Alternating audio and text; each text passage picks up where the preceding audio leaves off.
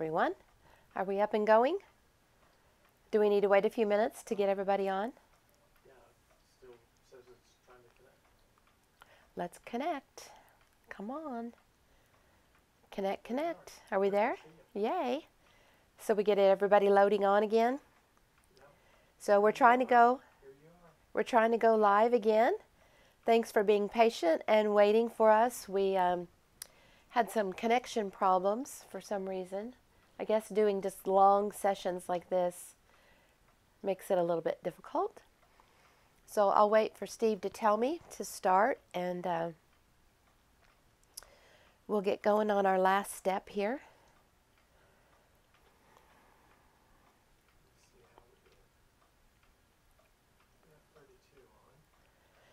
Quite a few on. Everybody got a good break, I hope.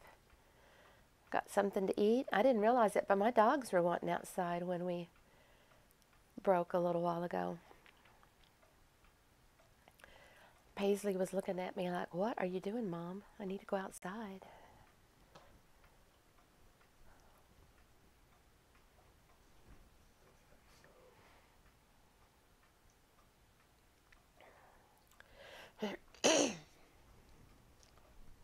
So I'm waiting for Steve to tell me to get going here.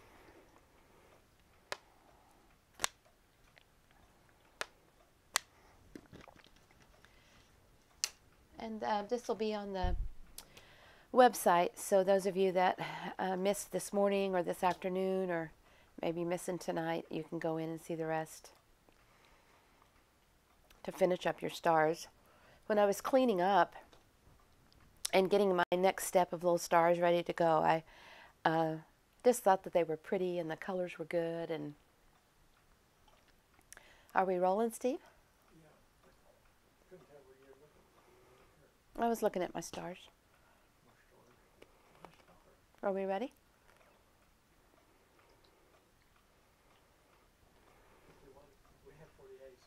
Okay, all right, we're going to get started. Welcome back, everyone. Hope everyone had a nice break. In this last part of our live for New Year's Day, we're going to go over some of the square options. What essential oils do I have going? I have, yeah, if you guys have any questions, holler before we get into that. It's doTERRA oils. Those are the only ones I use. And I have Motivate to keep me going. And the other one is eucalyptus to kind of help with my cold and my breathing and stuff. So those are the two essential oils. Can they see it going over there? Yeah. In the diffuser? Yeah. And I keep the essential oils going up here for different reasons. If the kids or grandkids are up here, I keep On Guard to help kill the germs so I don't get a cold and all that. And then I think Jill was the one that asked me about this little sticky notebook. I don't know where I got this. I actually think this was a gift. And then also when we cleaned out my mom's stuff, she had one that was similar. So I don't know if this is the one that I got as a gift or the one that I got out of my mom's stuff. I like all the different sizes, but it's really not very, when you take it off, it really doesn't have a lot of stickiness to it. So I have to go ahead and pin it to my fabric. So two miscellaneous questions there. Any other questions, Steve, before I get going? Okay, so we have the group of you that are on here. We have brand new people who just joined 1.0 that really haven't done anything yet with it. And then we have our 2.0 people who could be the 1.0 also. So I thought I would back up a little bit. The diamonds are definitely the ones that take the most thinking of all of the different options, and so it was good to do those this morning, even though maybe those of you that are brand new beginners didn't have as much of a clue of what was going on as those who have had some of the square. The 1.0 really concentrates on the square options, which are options 1 through 17. And then 2.0, we're going to go into some of the advanced square ones. We're going to go into the diamonds like we have today. We're going to go into more pattern adapting and figuring fabric. And so I did go down and get my option book. Now, if it's not on the 1.0, part of it is we're going to double check and make sure all of them are on the 1.0 that we have done in the classes this past year with 1.0, but this is your option overview book.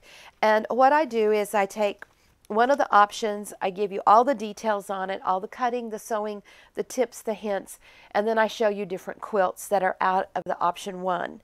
And then there's option 2, and then there's option 3, flying geese. Option 4, half square triangles. And so those that are already ready are in the portal for 1.0.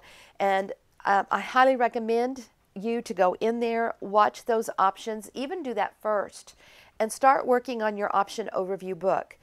We still have some square ones we need to finish, and we'll do that this year in 2.0, and we'll just keep moving on and working up into all of them. And I really love it because we just concentrate on one option, and then we also show you that option in the quilt. So to me, that really helps to push it down in your brain and for you to start knowing what those units look like, and understanding the trimming, and then seeing those in the quilts. Also, take your book. I want you to wear your book out. I've taken all of this and I've put it in your books, your volume 1, your volume 2. I did this and put it all in there. Now you need to go and sniff it all up. Put your nose in the book, learn it, start looking at it. I really want you to wear your book out. Take it with you in the car, take it with you to the bathtub, take it everywhere, and start learning the different options. So we'll continue on with the option book this year and finish up on the ones that we didn't get finished. Now, with the square options, there are 2 main ways to trim those options. You can do it leaving the 1/4 of an inch, and you can do what we call the 2-step. So if you put the 90 in here in the corner of the square, black lines over the seam, grid line right through the point, and trim it up, hand flat. Try to get used to holding your hand flat, not doing the spider. You'll have much more control over your work, and your rulers won't start to slip around. So do that to all 4 corners. That's your option 1. Now, once you understand option 1 of leaving the 1/4 of an inch on all 4 corners, and once you understand the 2-step that we'll show you in just a minute, that's all there is to it with the square options. So of course we want to keep it square as we go around. And these were just made with little scraps, so this one wasn't wide enough, but you will have slightly blunted points. And once again, if you ever need to check, like we were showing you with the diamonds this morning, if you ever need to check where your seam is going to be, you can see this 1/4 of an inch and this 1/4 of an inch, and right there is where your sewing is going to connect. And actually, if this little blunted corner goes from this corner to this corner, making a perfect little half square triangle there, your work is perfect. Now, if your corner is ever too blunted, then you have the wrong ratio of squares and strips, or possibly your seams are too big, something has happened. So see, this looks pretty blunted, but actually when I come in and look a 1/4 and a 1/4, it's almost, you almost have enough there. If I had maybe 3 more threads of fabric, I would say that was good. And when you look at your pictures in your book, you'll notice that the corners in the pictures are all slightly blunted. So this is an option 1. If you want to make a tumbling block quilt, this right here, that's all you need. And you'll see that in the option 1. I'm sorry, what? Got a couple people that needed the link. Okay, a couple of people are needing a little special help with a link. So I'm going to slow it down here for just a minute.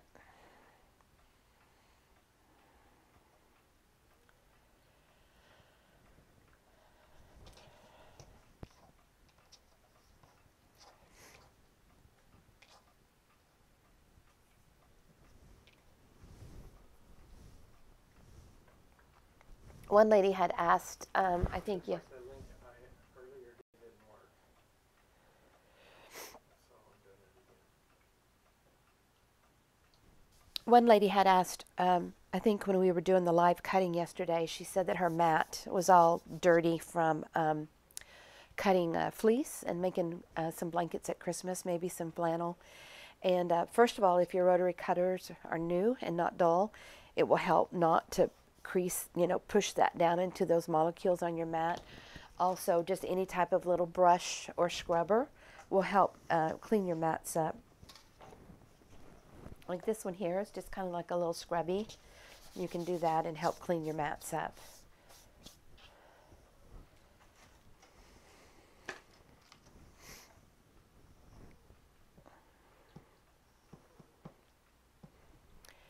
So we're waiting on a couple of others to get a link so that they can get on. I wish our stopping and starting wasn't as hard on all of us. If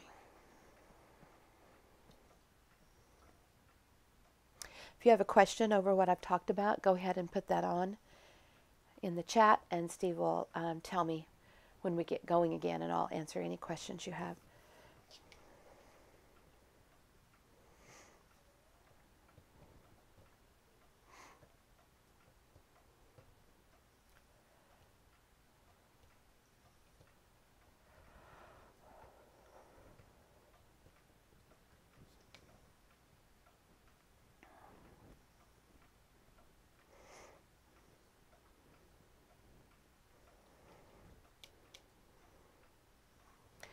With the diamond units today, you learned how to use the 60 and leave the 1/4 of an inch, and you learned how to use the 120 with an 1/8 to cut it in half for your Canadian geese. And when we get going again here, I'm going to show you regular flying geese.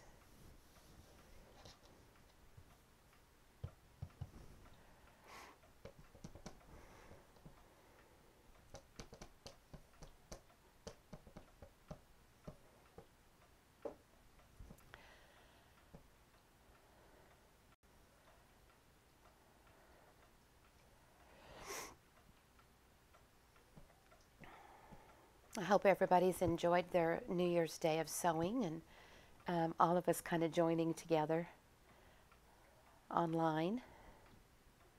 Go onto the Facebook page and post some of your pictures from what you did today and what you learned. I think it really, you may think, oh, this isn't any big deal, but when you go on there and put what you've done, it really does help encourage other people and get them thinking about what they want to do. It looks like I do see some posting on there, in there, Steve.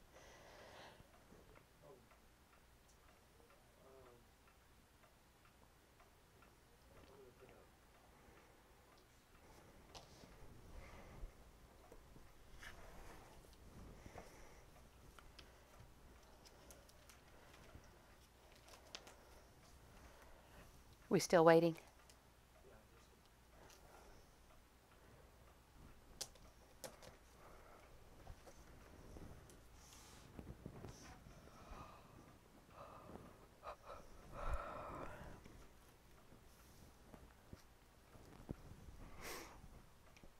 Those that are on, they can hear me and see.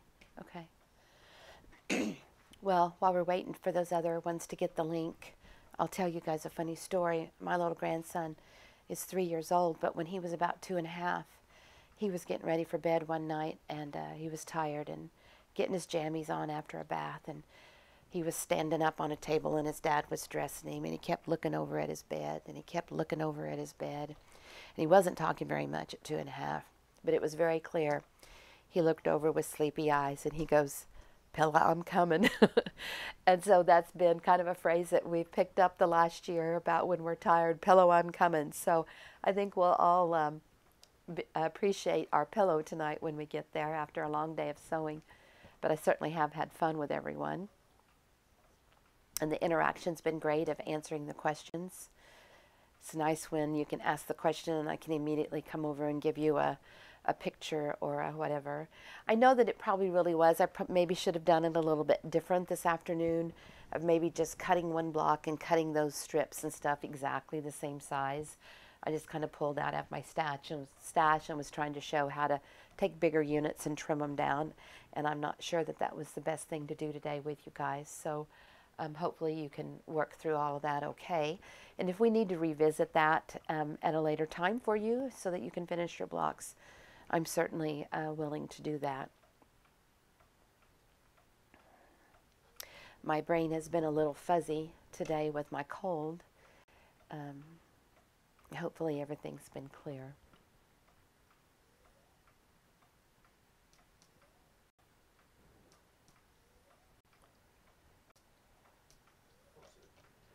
Are they on? Of course it would, probably.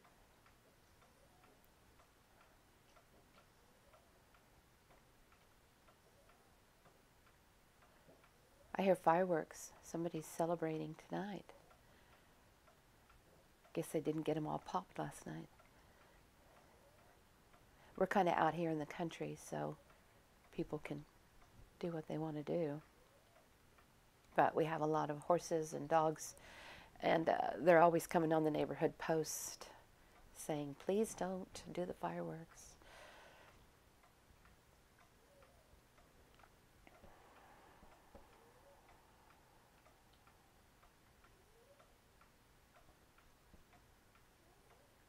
Are we getting any closer?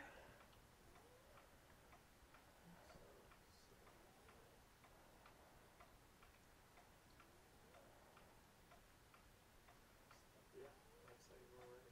Are we ready? Yep, Yay? Okay, do I need to start completely over? Do we have? No? Okay, so I'll just give kind of a quick. So this is your option overview book. Go to the portal with the 1.0 and look at what we've already done, and we'll be adding to the option book so that you can finish. The people who worked on this last summer and last year when we were doing it really talked about how much it helped them and how much it made the system more clear, and they can see the organization of it and how it all just falls together kind of like dominoes. Once you understand that everything is a square in the middle, strips on the side, or the diamond like we worked on this morning, then that's really all there is to it. And then the different ways you trim it up with your ruler. So to leave the 1/4 of an inch on all 4 sides, we just took the 90, pushed it right into the corner, black lines over the seam, and trimmed it up and rotated around and did that on all 4 sides. And this is the option 1. If you've wanted to make a tumbling block quilt, this is all you need for a tumbling block quilt. It's in the Black Book, Volume 1, and that's all you need. Now the next one I want to show you is doing the 2-step. So, and you do that for flying geese, half square triangles, and some of the other options. So put the 90 in there and just step over 2 lines. Step it over 2, right in the tip. We did a little bit of this when we were working on half square triangles earlier today. And if you want to do flying geese, you're going to do that 2-step on 2 sides. So let me just come to the book here. So when you're making your flying geese, you're going to leave the 1/4 of an inch on 2 sides, and you're going to go right up to the tip on the other 2. Cut it in half, and you'll get your 2 perfect flying geese. And of course, you can sew them all together in rows or put them in blocks. So see, here they are here for the blocks with the option 1s. So option 1, square and a square. Option 3, flying geese. Plain squares, rectangles, plain square. That's all there is to it for that quilt. It's a beautiful quilt. Received a video of Christmas of one of our members, and she had made that quilt plus 2 others for Christmas gifts and sent the video to me. It was really very sweet. I'm trying to get it sent over to the website so you guys can see it, but I haven't got it done yet. So to do flying geese, we're going to leave the 1/4 of an inch on the other 2 sides. See the 1/4 of an inch? Do that to the other side. And then we're going to come in here and cut it right through those sharp points. And there's your 2 perfect flying geese, just like that. So if you wanted stars, just normal stars, you could go around like that. Little squares in the corner, plain in the middle. Very similar to what we've done today. Or traditional flying geese, or use them in a block. So once you know how to leave a 1/4 and do the 2-step, that's all there is to it. So to finish up on our diamond blocks that we're working on today, I'm going to continue on with my 7-inch, and I've decided to do 1 block with a half square triangle in the middle. I'm going to do half square triangles in the corners. I'm going to do 1 block with an option 11 in the corner and 1 block with an option 14 so that you can see some of these advanced options. I already have everything cut and labeled over there. And then in the centers of the quilt for the center units, I have the 4 patches already finished over there. We had those pretty much completed. We have some of the blocks with the points going out and some with the points going in. Some of these that are option 11s through here are what you're going to see, and the option 14s. So these are the 11s, which we'll put in the corners, and these are the 14s. So let's see if what I have in my book.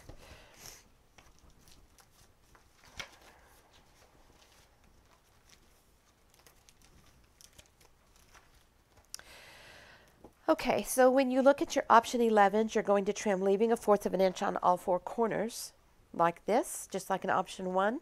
You're going to sew around it again, and this time you're going to do the 2-step on all 4, and then we'll cut it and we'll get the 4 units that go in the corner. 4 units that go in the corner. So one will start out like that, the option 11. And then option 12 is a pineapple. There's a great pineapple video on 1.0. And then this one here is option 14. So see how you have every one of these is a triangle unit. 1, 2, 3, 4, 5 triangle units. You're going to get all 4 of these, and those will go in the corner. So here you can see it right here. Now on both of these examples, we started out with a light, square, and dark strips. And this time, when I do my sewing, we're going to reverse. We're going to start out with dark, light, dark, light. So it'll look a little bit different, but you'll still have the 5 triangles in the corner. Any questions, Steve, before we move to the sewing machine? No, just a few comments, but I think we're good. Okay. All right. Let's come on over to the sewing. We have to adjust that. Okay. Let me look and see what you've got. Okay. Now, can you take this one and show all of these right here? I'll have to use this. Okay. So I want Steve to show what I have down here on the table. You see all of these? We're going to get there.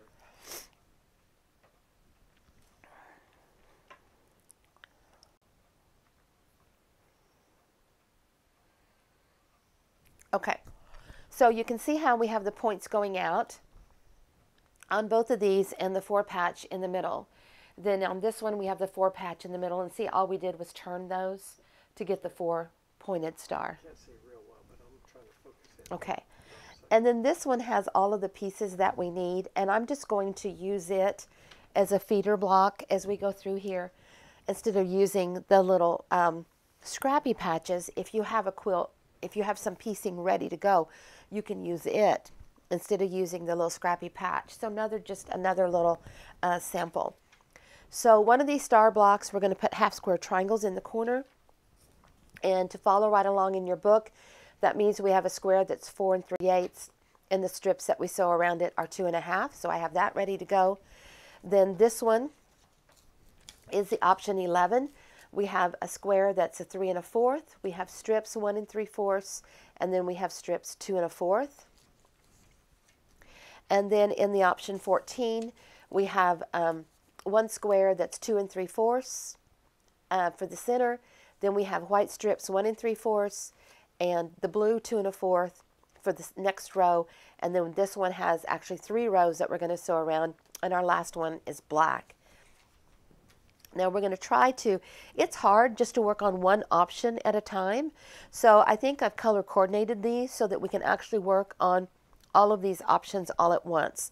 Because when you just do one, it takes a lot of time, and it's just kind of aggravating. So we're going to start out with the option 4, the half square triangles.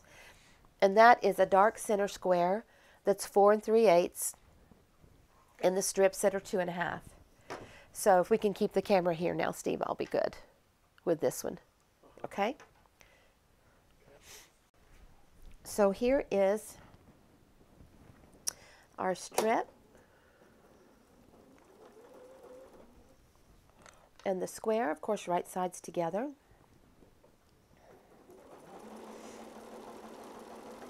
Now, since we just have one of these large ones that we're working on, I'm going to go ahead and cut it. And I'm going to start the next one, the option 11. So it has a 1 3/4 inch strip.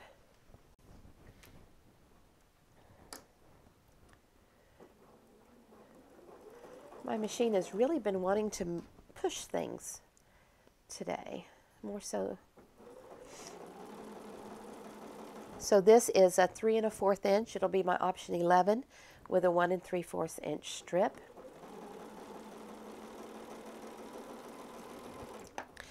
Now my next one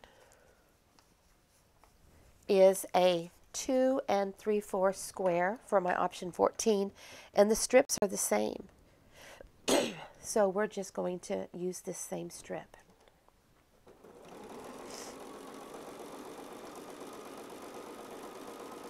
Okay, so let's see what we've got back here and how we can keep it rolling. So we're going to separate him off. My option 4. I'm going to put him back over here with my bigger squares. I'm going to come back here and, well, see how tight it is? So I'm just going to clip it. It's just too tight to work with. So I'm going to pick up one of my little, instead of putting my scrap in here like this, I'm going to actually piece a block as my runner.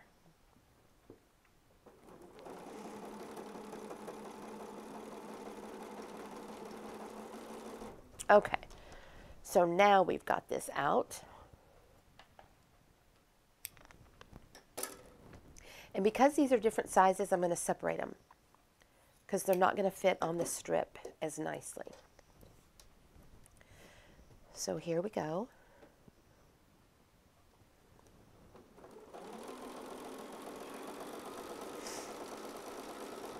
And here's the next one. So this is side 2. I always want you to think about how you can piece it and make it as easy as possible. So we're going to clip this off. We're going to come back. And let's go ahead and work on our option 4. That is the bigger strip, the bigger square, and the bigger strip.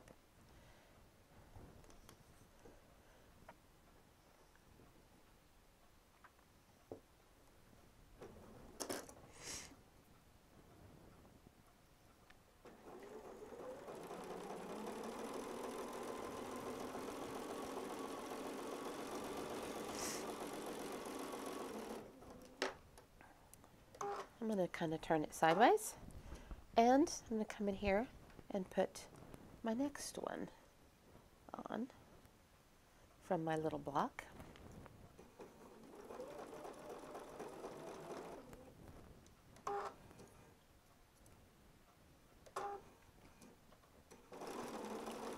If you have an automatic needle down, always use that automatic needle down. That way, if you need to lift up your foot to smooth something out, see how that needle with that automatic down helps keep your place. Okay, so let's cut this off in the back and let's see what we got. We're going to cut these two little ones apart. Here's part of our little block. Going to put it back.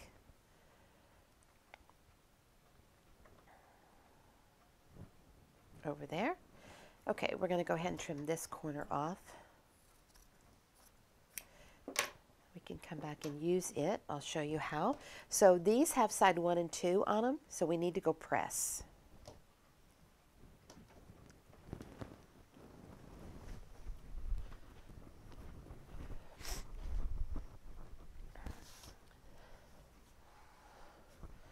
So we're going to press these just like we always do. Strips on the top. You're going to go over the top setting it, then just pick up the edge and press. Remember to use the nose in the middle, the heel in the middle. So nose in the middle, heel in the middle, and it helps these push out and go the way they're supposed to.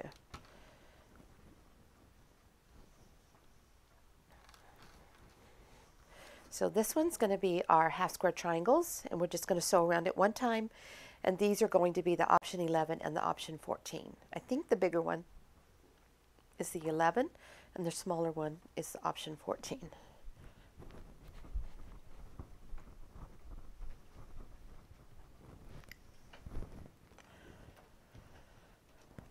Okay, so now we need this wider strip, and we need to sew a strip on each side.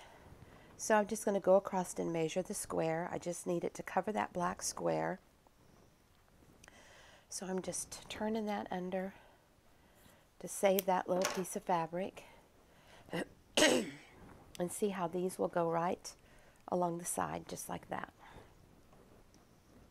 So here's the big one. That will be the option 4. Start it in there.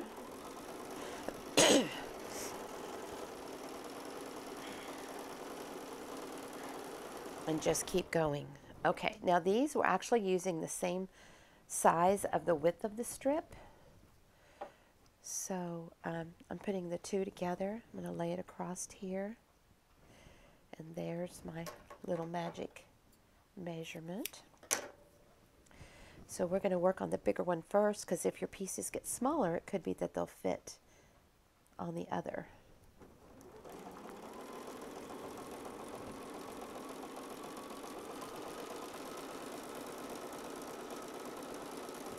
And I'm going to save this one for that side because I know it will work. So now I want to check out some of my scraps of my shorter pieces and see if they'll work. Now this one, the smaller one, is my option 14. And when we trim this one, we're going to go right up to the tip. So if I wanted to be really short like that, I actually could. But let's see if we have one that will fit better. That one will fit better. See how it covers more of the black square? So that's good.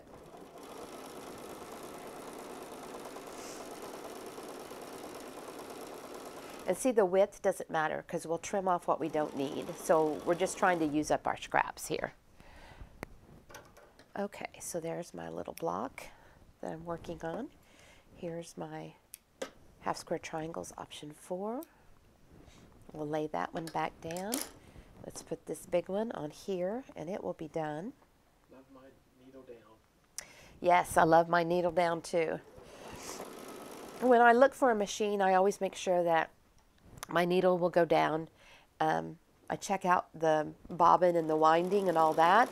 And then I also check to see if there's a blanket stitch. And if it has those, then anything else is just gravy.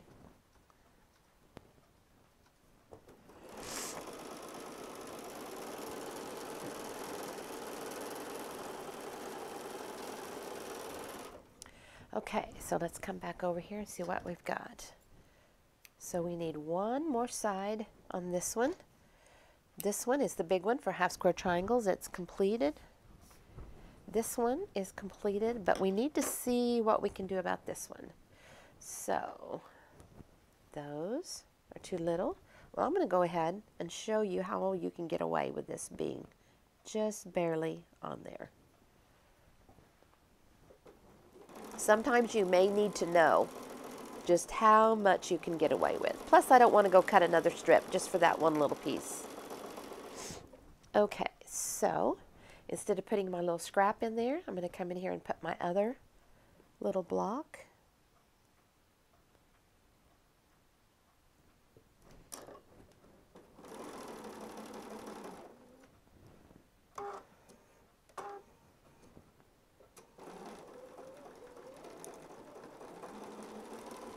Make it behave. If it doesn't want to do what you want it to do, make it behave. Okay, so these now have all 4 sides. We need to go press and trim for the very first time.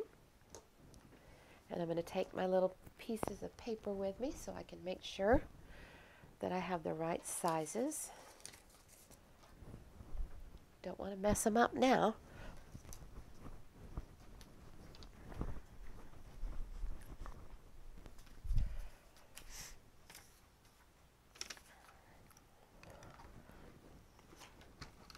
Press them. See, it covers just barely, but it covers.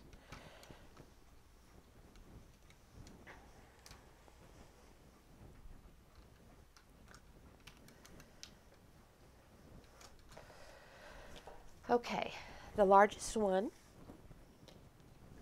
is my option 4 half square triangles, my 4 3/8 and my 2 1/2. So to do half square triangles, option 4, I am going to push the 90 into the black and step it over 2 lines so that the tip of the line is right in the tip of the square. So there's my 90 black in there. There's 1, 2. Hopefully it's not too hard for you to see with that black center. So option 4, before I cut, I wanted to make sure I was doing it right. So there's my 90, step it over 2. And once you start cutting, you want to make sure that you're staying square. So see how this looks nice and neat and even? It's nice and sharp in the point. Even if that's not going through, you have to keep it square. And you have to keep the seam allowance correct at those corners. So here's my 90, step it over 2. Look where I've already cut. Adjust it just a little bit. You've got to keep it square now on 2 sides. So it's just kind of like smearing icing around on a cake. Just even it out, even it out. So there's the 90, step it over 2. Check your outside edges, keeping it square everywhere. Looks even, looks even, looks even. There's good. So now we're going to slide over to these sharp points. I'm using a grid line, and I'm taking the ruler right through the points. Now don't move your piece, don't slip. And if you can kind of rotate your mat or move around to the other side of the table, same thing. See how it lines up, go right through the points. And here are my half square triangles, just like that. Nice sharp points, no papers to peel. And these are going to go in the corner of my blocks. So I'll let you look at these and we'll play with these in a little bit. Ah, gorgeous, aren't they? Okay, now this one is 3 1/4, and it's an option 11. With my option 11, I want to do it just like my option 1. I want to leave the 1/4 of an inch on all 4 sides. So here's my 90. I'm leaving the 1/4 of an inch. See that 1/4 of an inch? Do it again, and this is for my option 11. Check these outside edges.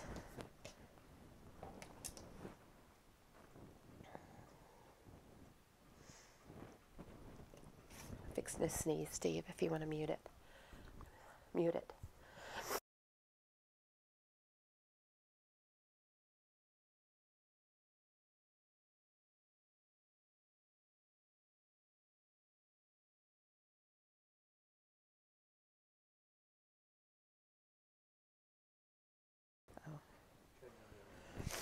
I thought I was going to sneeze, so I wanted Steve to mute it, but of course it didn't. Okay, so we left the 1/4 of an inch on all 4 corners. We're going to go back and sew around it again.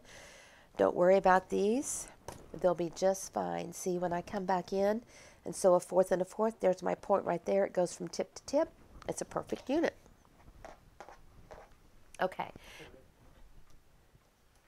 Can I ask some questions? Yes, we got some questions, so let's do that. Why a blanket stitch? Why the blanket stitch? The blanket stitch is one that I really like. If I'm doing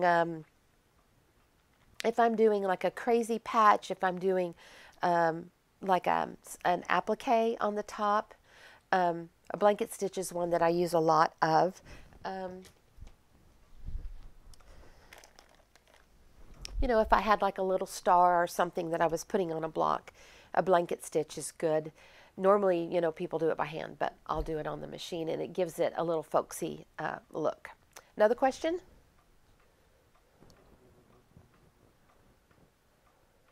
No, I just need to have a couple people to rewatch. Okay.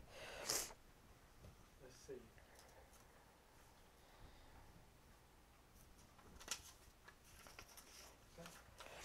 Okay, so this smaller block of 2 3/4 is an option 14.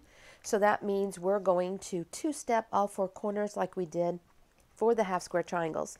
Now, when you go into your book for your option 11 and your option 14, or if you're following the pattern, then this will all be right there in there for you with the pictures and the words and all of that. And all of those. So go right up to the tip. So this one was the one that had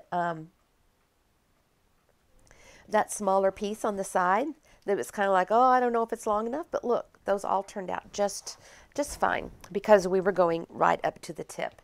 So now we want to sew around these again. And my option 4 I'm done with. So now we just have 2 that we're working on.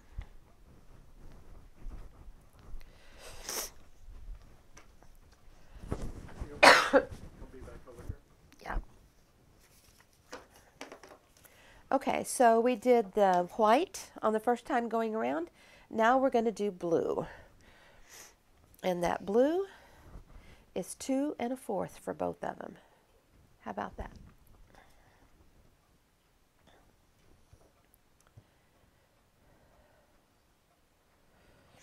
I don't know that that's 2 1/4. What did I do wrong? No, it's 1 3/4. I didn't think that looked big enough. Okay, I'm going to have to go and cut a blue strip 2 1/4 real quick. See, the reason why I knew this wasn't working was because when you put a strip on, it's got to go at least halfway into your block. So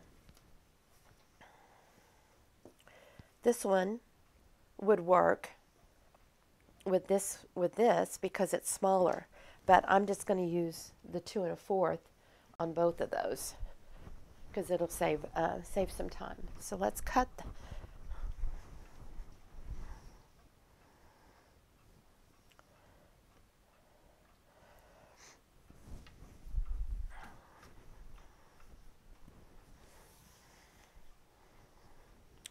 I don't know if I cut it wrong or if I picked up one that was already cut thinking it would work.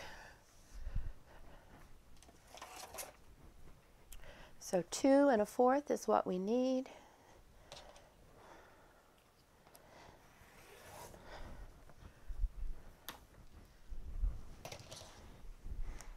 There we go. Any questions, Steve?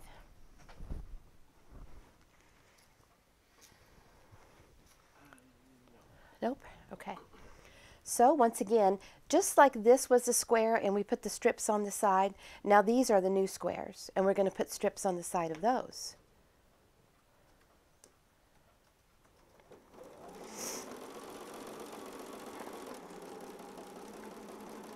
Now because these were right up to the tip, it's going to make a blunted edge there, but that's what we want for that option, for that triangle unit.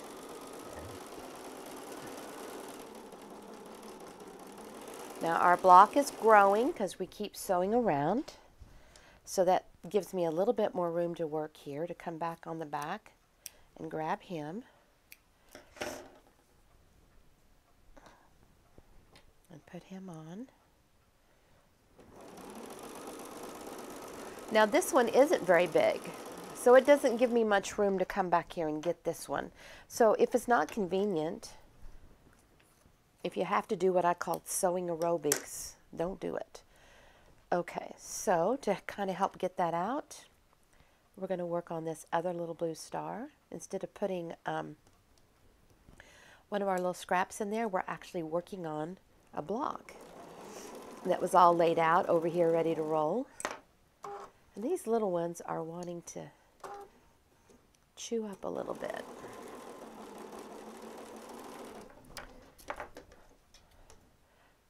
Okay, so see, we need to put a blue one on this side.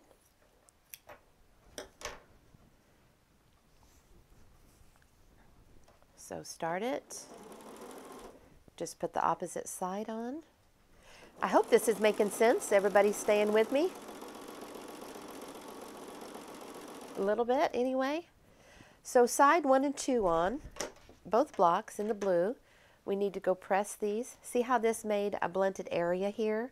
And this actually, when we get it pressed, it should be right at 1/2 of an inch, because when we go in and cut these up to get our next blocks, that is actually our seam allowance. This one might need to be just a little bit better. We're going to re-sew him. He needs to be just a little bit bigger, so that we can have that nice sharp point when we get there. So this is the center of that little block. It's looking good. I want to get this out, and it just so happens I have these. Now remember, we want that to come in. We want that 4 points, 4-pointed star. So look how these just match up. Remember, we don't press until we're done.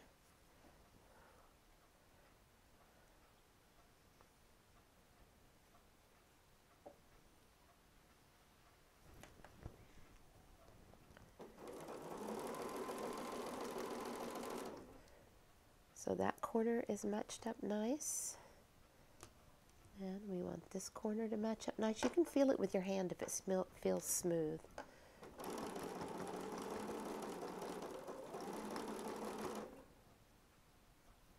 And you'll notice I didn't use any pins today. I don't normally use pins until I'm ready to do a border or have a big long piece, something that I'm working with. So now this is what these look like. This one has this blunted area, which is good. That's what we want. And then this one here has our nice sharp points, because see, we left the 1/4 of an inch. So we're going to go back and press these two sides, and we'll put these two on. Okay, question? Right here.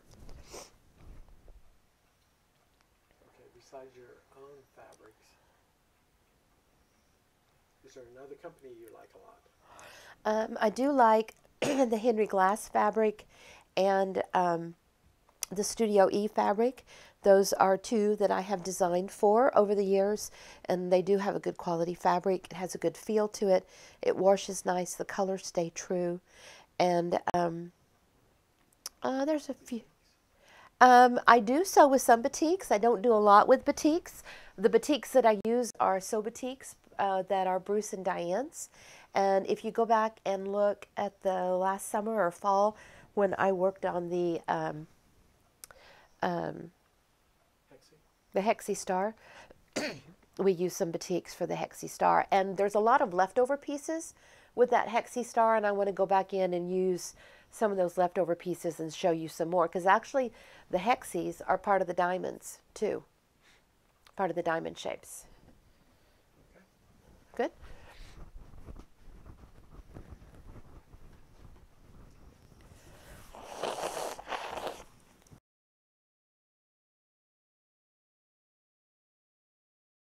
All right, so let's press these.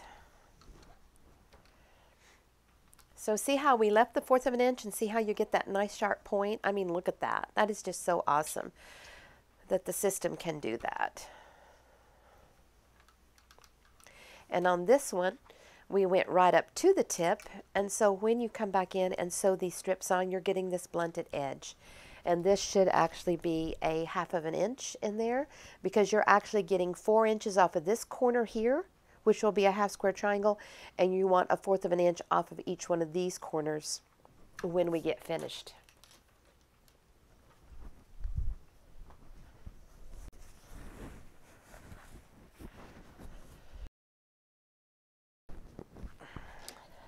Okay, so we want to cut the short strips again.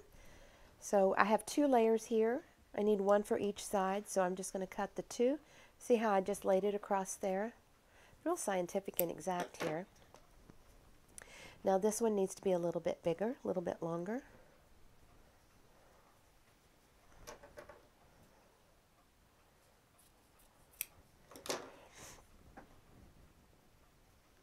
So that one will go here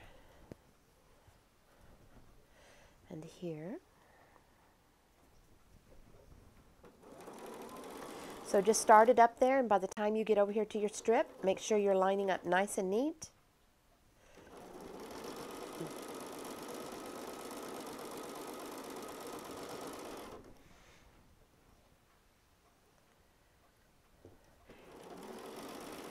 In the Miss Perfect Patchwork of the Fiber Forest, which is the next one that we'll do, the fabrics are some of my fabrics, and then we've used some of the Henry Glass fabrics that are Kim Deal's, I think, and one sister who used to be Buggy Barn.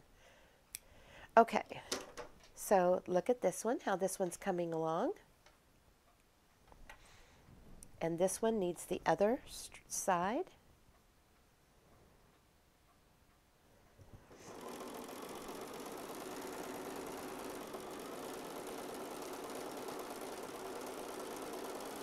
I think this blue that I've had for a while, I'm not sure if this is a Marcus or a Wyndham. I like it, and the color fast is good, but it's not quite as thick or silky as some of the other ones that I like. I like a really good hand, and I want a little bit more in those threads that they use to weave them together. If I'm going to go to all the time and cost to make a quilt, I want my fabrics to be good. Now, obviously, if this is for, a college kid that's going to, wear the quilt out, or a baby that's going to drag it around and put it in the dryer and washer and dryer, twice a week, then I may not worry about the quality of that fabric quite so much. Or if you're making it for a car quilt or whatever. But, if it's an intricate design, if it's got, I want to use a good quality fabric so it will last. Put my time into it so that it will work out.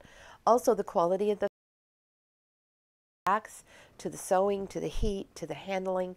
And I want my fabric to complement me and work well with me. We'll get along much better.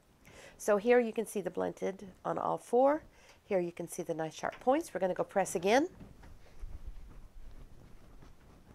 So you can see how if you were just working on one block, it's up and down and put a scrap in and sew one side and put a scrap in. And so it's nice to be able to work in a chain method and work on a couple at the same time, and also have that other little block going so that you can just keep that repetition. So I don't want to mess up on my pieces, so I'm going to double check my my options. So my small one is an option 14, correct? And my larger one is option 11. So let's look at how we're going to trim this next section. So usually they go opposites. So if we left the fourth here, then normally we're going to trim up to the tip here. But I want you to get used to looking in your book and knowing what you're doing. So when you look at your book right here and you look at the ruler, you can tell that there's no 1/4 of an inch there. We're just going to go right up to the tip on all four corners. So put the 90 in the tip, do that 2-step. So I don't know if you've realized how everything is either leave a 4th or 2-step with the square. There might be a few other things that you do on some of them, but it's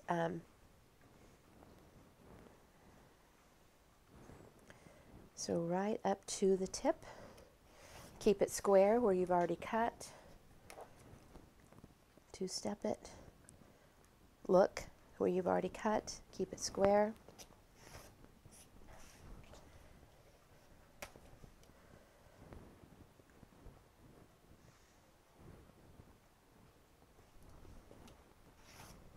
Okay, so now when you look at your book, it's going to tell you to cut both directions, cut through that 2-step, and you'll get a square. So now my ruler, I'm just going to go, I watch my grids, I'm going right through that point. Don't slip. Move your mat, go to the other side. Same thing, go right through your points.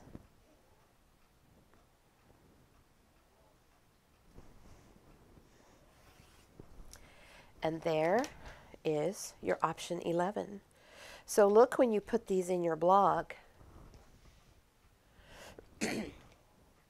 See how the points can go in? Look how you can turn them.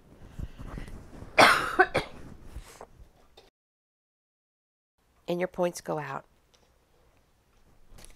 When you go in and look at the option 11 on the overview book, it'll be amazing.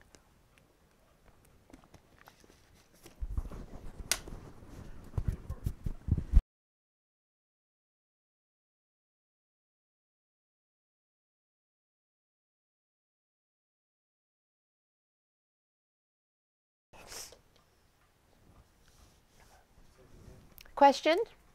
The question is going to be, How did you come up with this system? how did I come up with the square and a square system? Well, back in the 70s, when when I first started doing piecing of quilts, I would was not getting speed and accuracy that I was looking for.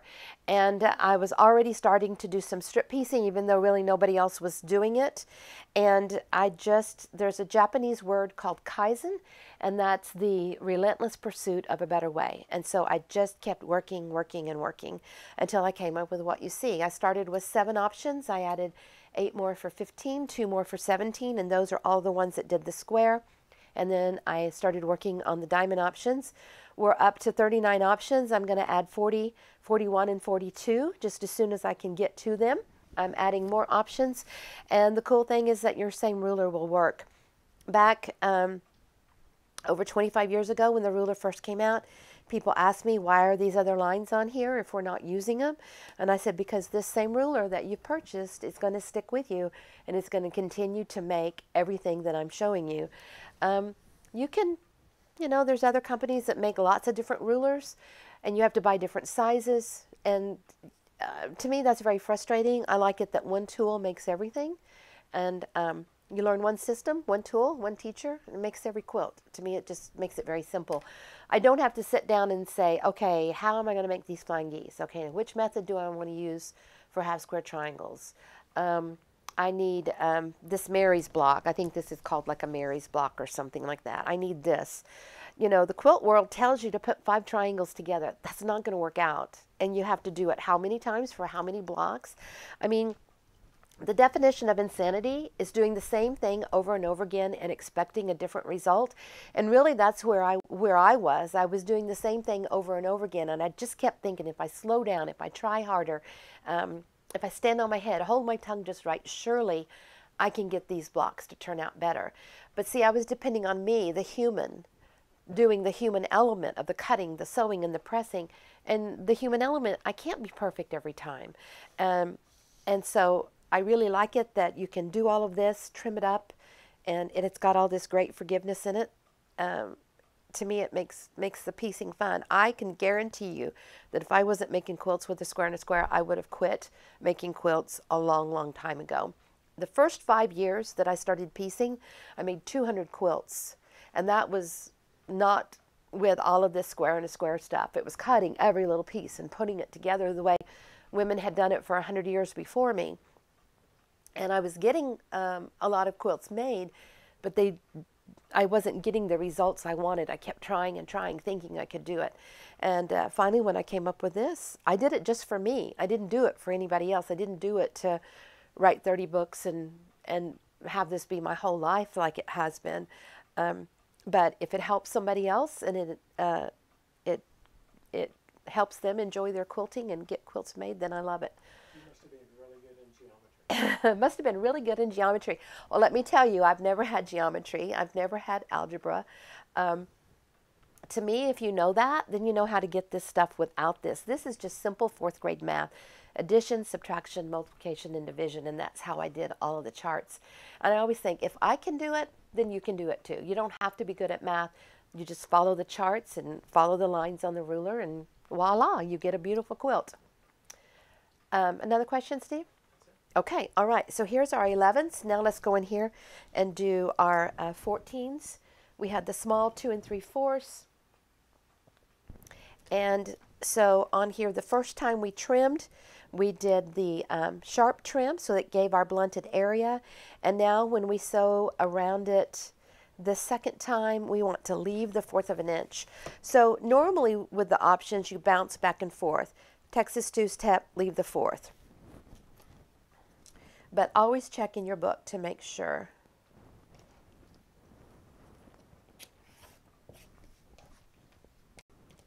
I'm working on 2 of them today. I didn't want to, so see how the 90 just goes in the tip of that new square, lines over the seam, right through the grid, keep it square.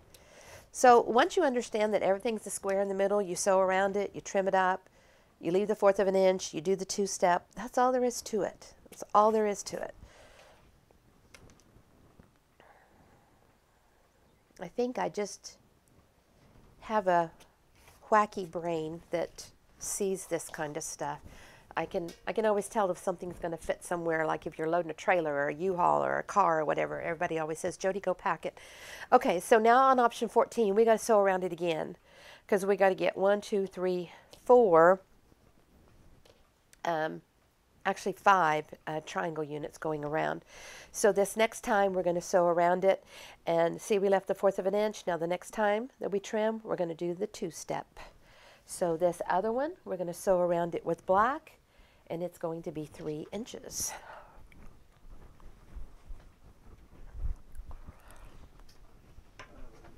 Another question? She's just, Bonnie's amazed about one ruler that replaces so many other rulers. Yep. And she said, wish she had known that earlier. Bonnie's She would have been able to spend more money on that. That's right. Bonnie said that she's amazed how one ruler makes everything. She wished she'd known about it earlier. I'm so sorry, Bonnie. For the last 30 years, I've been all over the earth. I've been gone about 70% of the year, every year. I've been trying to get the word out and tell everybody, teaching classes, going to guilds, going to shows, and I don't know how you didn't know about it, but you do now, so that's great. And you're in the club, so you're going to be learning how to do it. So Steve, can we look over here at these Very carefully.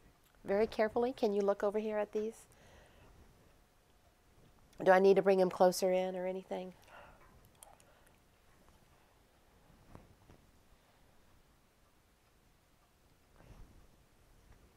Kind of wiggled the screen, but I think that's good. Okay, so in this one up here, you can see the half square triangles in the corner. Can they see those? Do I need to bring them closer? I can just do it here with this one. You can see this one, right? Yeah. You can see this one? Okay, so here was the big one, the half square triangles that we did. And see how the black goes out? I think that's really pretty.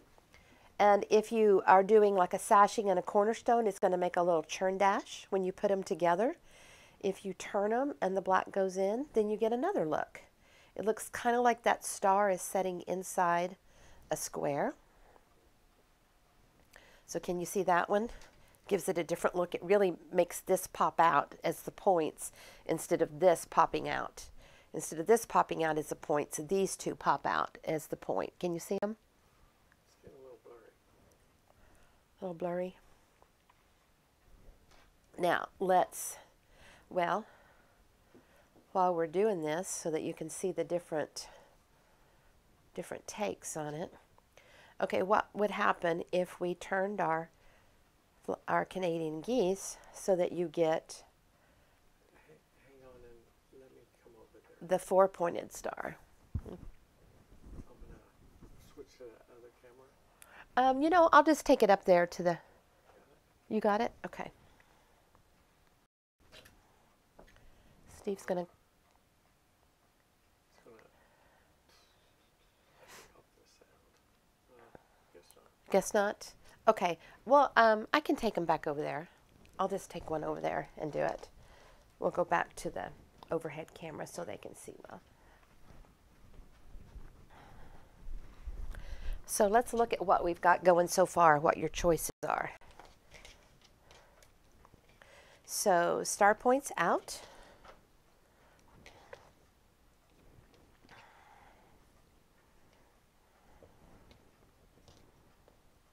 Star points out, and see how these half square triangles can go in the corners. So here you can see the dart going out. If you did a sashing with a little black cornerstone, you would have a churn dash going on right here when the next block is sewn. If you switch them so the dart goes in, you can see how it looks like it's a, it looks like the star is kind of sitting inside that black square. You could also do something different with this color in here if you wanted that to kind of look like a, maybe an octagon. Now let's look at what happens when you turn them.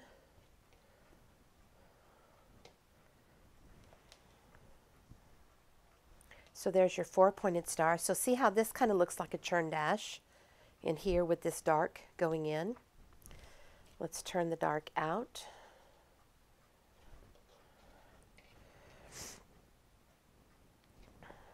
And there you kind of have that look. I kind of, if I have these points out, I kind of like this one with the white in there. So let's take these corners out, leave the 4 pointed star in, and let's put the option 11s in the corner. See how this jumps out now? I like that. I always like that chain effect going through, and I really like that one. Really like that one. Now let's look what happens when you switch them and the blue goes in. Now when you start mixing the square units and the diamond units together, you can start, this is going to kind of take on a curved look when you start mixing these together. Like that. Now let's turn and do points out. So here you can see with these in, you really don't see the star. You get a different shape. But let's turn them. Points out on the star, points in on the option 11s. I really like that. So it seems like these going in are the best choice whether you're doing points out or points in. And I think part of that is because there's a 4 patch in the middle. So same pieces, 4 different ways to put them together. Questions, Steve? Whoops. No questions yet? Okay. So there it is with the option 11. And here it is with your half square triangles. So now we're going to do the option 14. Let me see where we're at with our option 14. Okay. So we're going to sew around this option 14. This is our smallest square. And we're going to sew one more time and see how that is. It goes halfway in plus a little bit more. You always know you've got the right strip. Now, because I really don't have a lot of other pieces I'm working with, I'm not going to use a long strip. When I just have one, it's easier just to go ahead and cut my 4 short strips.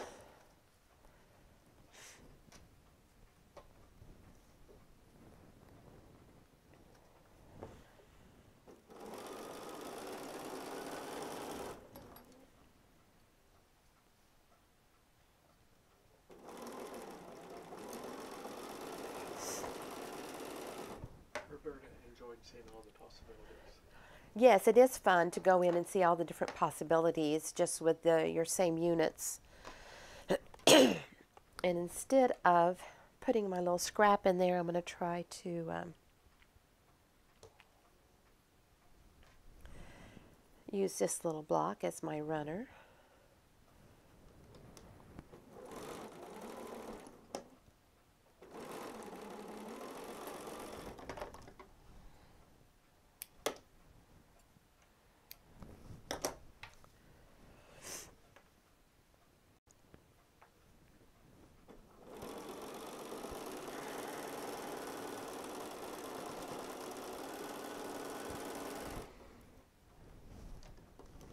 So I'm just going to go back and forth from this little baby block to the other one, to the bigger one.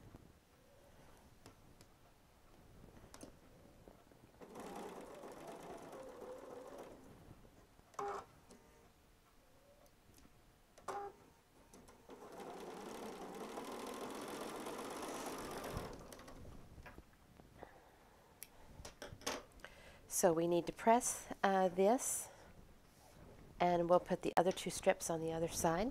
If you want to just stay there at the sewing machine, I'll just be real quick.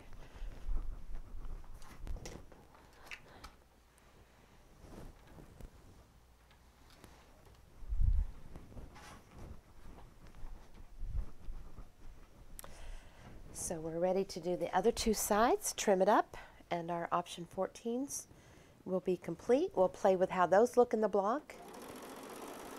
So from here to the seam, it doesn't matter what you're doing. But once you get to the strip and close to this seam, you want to make sure that you're making your nice, neat seam.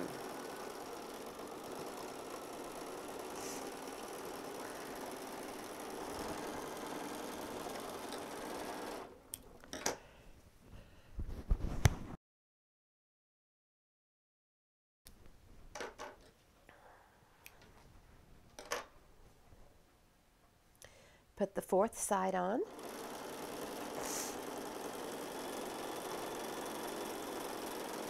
When you go through your thicknesses in the middle, kind of hang on to it. Make sure that the machine doesn't push it around.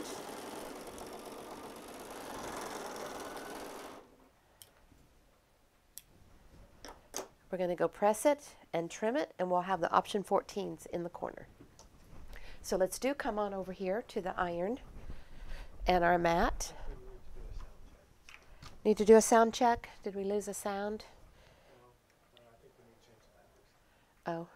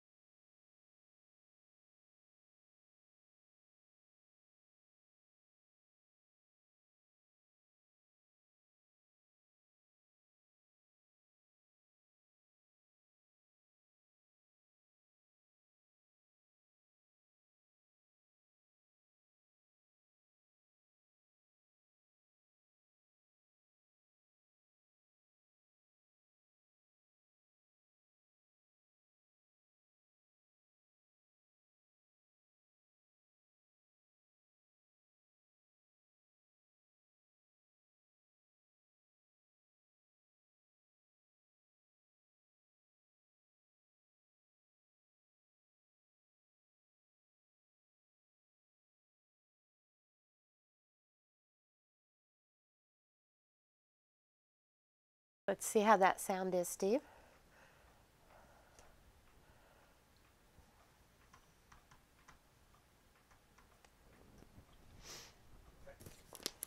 Does it sound good? Everything rolling on our sound? Mr. Steve? It's all good? Okay. So now when we trim this up this time, we want to go right up to the tip. We want to do the two-step.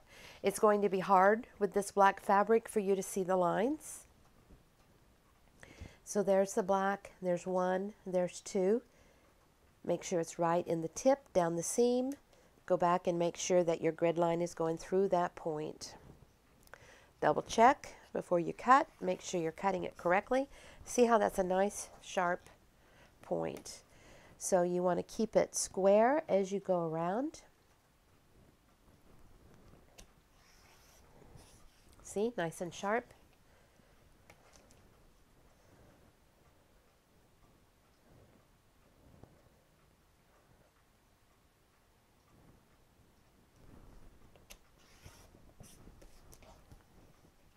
And these start getting big enough that I will save these. You can put this on the side of a square.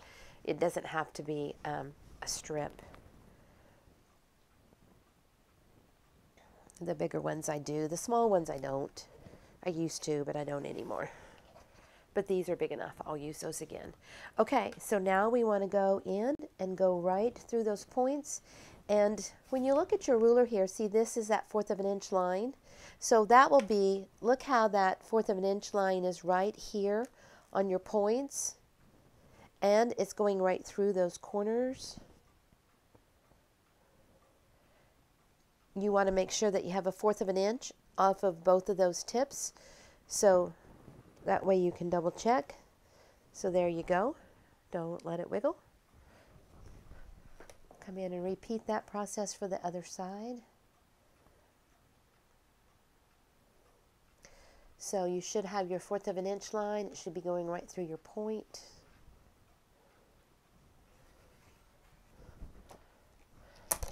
And here are the option 14s. So when you come back in and sew a 1/4, see your points will all be right there.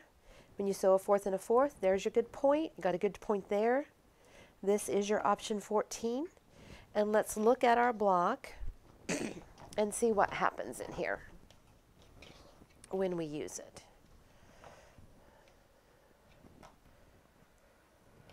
So let's put the black point in and the big black point out. So here you can see now it would change the block if you started with a light and then dark and then light and then dark. So all of that changes. Let's see what happens when we turn it and do the dark inside. And that one's pretty cool too. Remember, you're going to get a secondary design over here in the way that you sash it or put your blocks together. Now let's look. We looked at what we could do with just these when we did borders earlier this afternoon, when you do your borders up, down, or you do them all flying geese going somewhere. So let's look at this one. So see what happens. See how you have one down, one up in the opposite direction. And if you continued building, and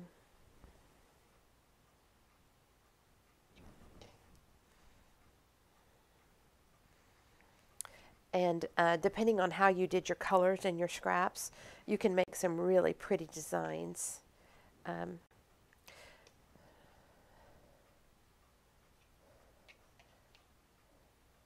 Depending on what you wanted to do, you can make some really pretty designs.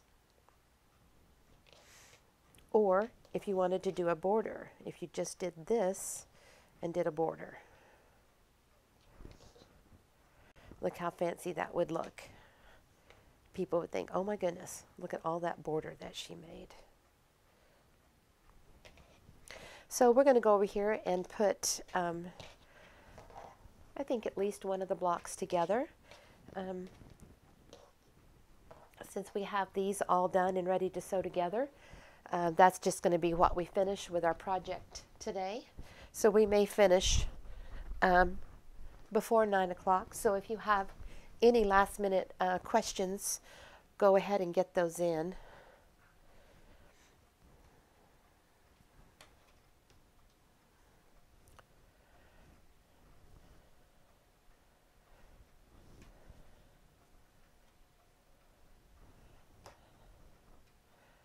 So I guess, Bonnie, you need to make sure that you tell all your friends about Square and Square so that they won't be left out in the dark, not knowing about it. Okay, so we're going to go ahead and get, can you see this block? Can you see that? Now you can sew these together in rows, 1, 2, 3, 1, 2, 3, 1, 2, 3, or you can go vertical, 3, 3, 3.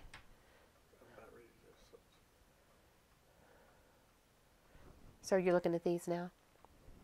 So you can sew these together and do it vertical, or you can go horizontal, sewing the 3 together. It really doesn't matter. It's all going to be the same.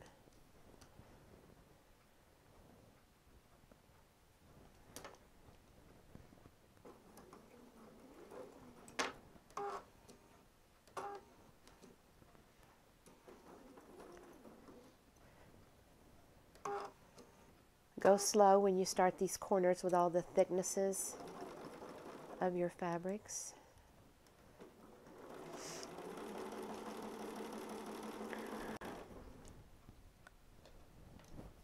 Are you going to show the pressing of the final block? Yes, yes, I'll show the pressing of the final block. I don't know if I like that one there. See if this one fits a little better. Yeah, it does.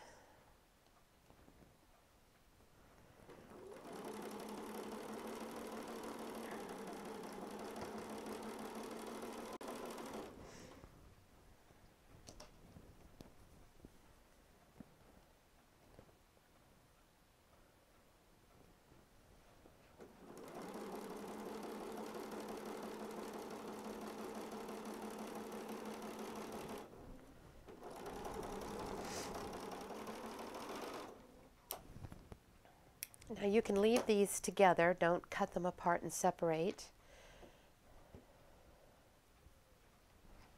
Because look at them, if they're all in the right place, then you might as well just leave them.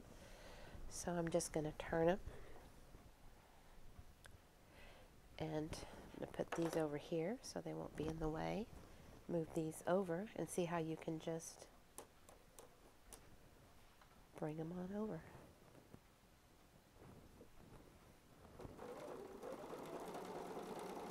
Now see how I butted that one pretty close to that one, and the machine took it better with all those thicknesses and seams than not.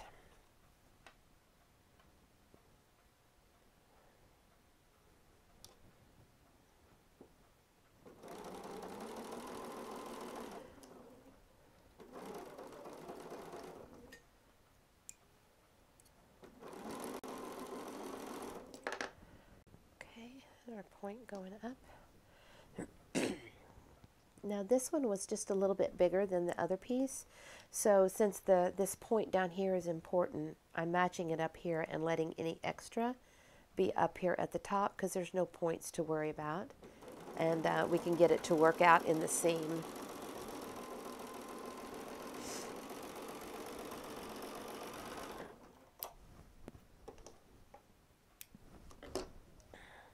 Okay, so here's our pieces. So we're just going to bring this one over. We're going to match up the seam.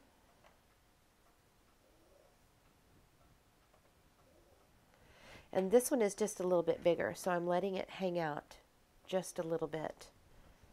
Just letting it work out in the seam. See how one seam down here is going towards me and the other one is going away from me.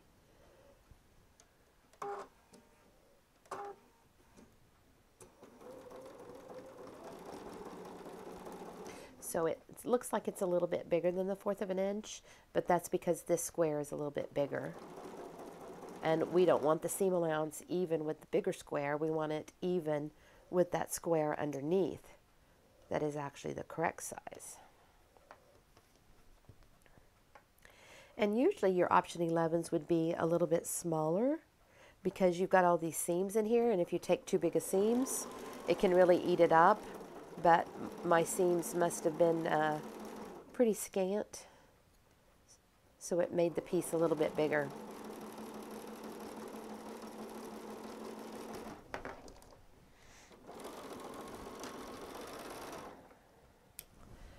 Okay, so we're ready to sew this last one on here.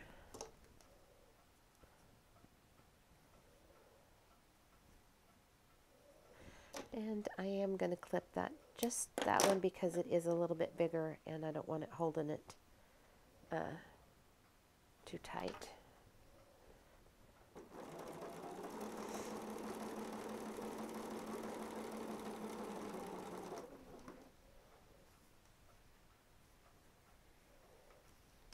So I want that seam to go towards the center. And that means this one is going to come towards me. I can feel that those are butting up nice with each other.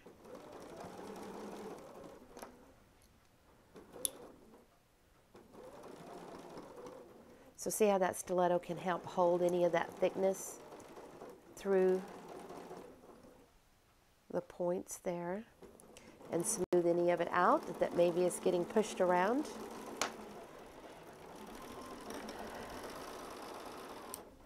Okay, so let's go over to the iron and press these, and let's see how they look.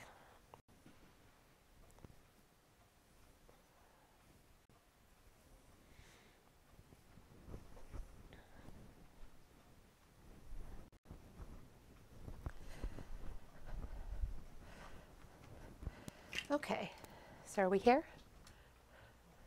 So see how you've got this bottom one flat, the seam's going that way and that way, and I think I got one of mine twisted, but it'll be okay.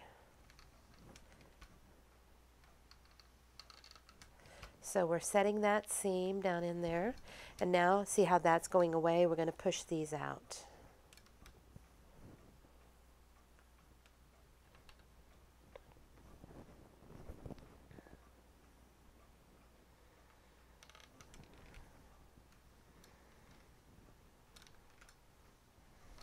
So see, look, our points came together really nice there and there. So we've got plenty for our seam allowances. You can see here where those all came out nice. Now we'll just come in this way.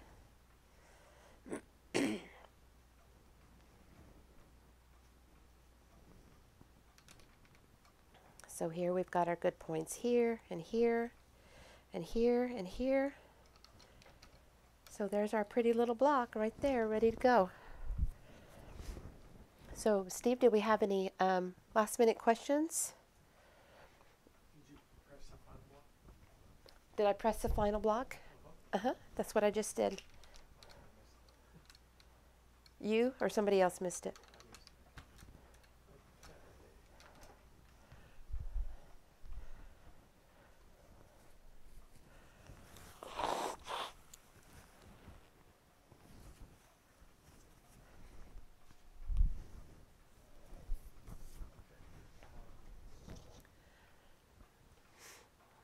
Bonnie does want to give a demo at a local coach, so she's excited. Good. Bonnie's excited. She wants to give a demo to her friends at a local quilt shop.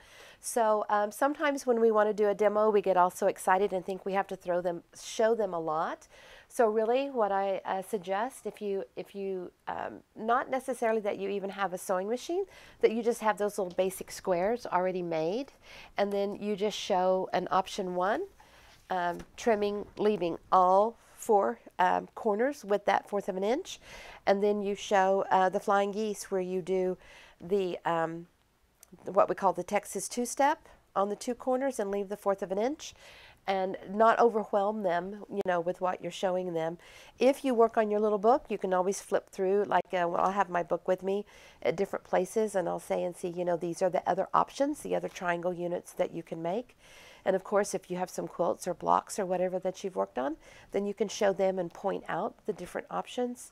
But sometimes we get excited and we overwhelm people by showing too much. I know I do that, and I've had teachers over the years that do that too. So it's nice. That's one reason why I love this Premium Club, is because I can teach you a little bit, and I can come back and teach you more, and we can just keep building on it. I don't have to show you everything all at once. Will you show us your finished quilt someday? Yes, I will show you.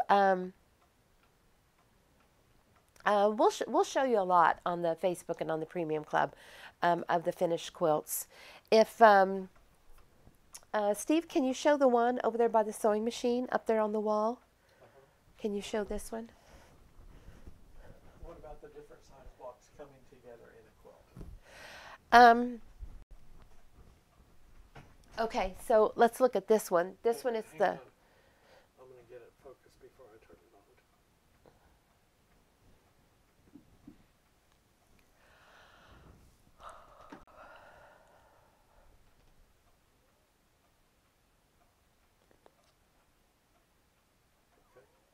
Okay, so this one here is the Homestead Star.